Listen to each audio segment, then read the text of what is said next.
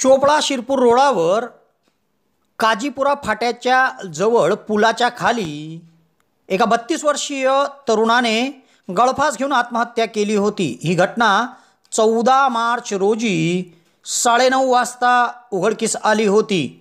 तेव्हा या प्रकरणी चोपडा ग्रामीण पोलीस ठाण्यात मयत तरुणाच्या वडिलांनी दिलेल्या फिर्यादीवरून 2 जणांविरुद्ध आत्महत्येस प्रवृत्त करणे या प्रकरणी दिनांक 20 मार्च बुधवार रोजी सकाळी 11:22 गुन्हा दाखल करण्यात आला आहे। चोपडा शहरातून शिरपूरकडे जाणारा रस्ता आहे। या रस्त्यावर काजीपुरा फाटा आहे।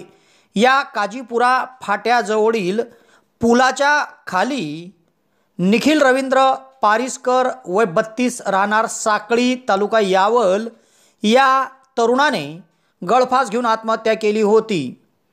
तेव्हा या प्रकरणी चोपडा ग्रामीण पोलीस ठाण्यात मयत तरुणाचे वडील रवींद्र तानकू पारिसकर राहणार साकळी तालुका यावल यांनी चोपडा ग्रामीण पोलीस ठाण्यात फिर्याद दिली की या 32 वर्षीय तरुणाचे पोस्ट विभागातील वरिष्ठ भूषण सैदाने राहणार भुसावळ तालुका भुसावळ जिल्हा जळगाव व एक अनोळखी मुलगा अशा दोघांनी मयत निखिल याला मानसिक आणि शारीरिक त्रास दिला होता व त्याला मानसिक ताण देऊन त्यांनीच आत्महत्येस प्रवृत्त केले म्हणून चोपडा ग्रामीण पोलीस ठाण्यात गुन्हा दाखल करण्यात आला आहे।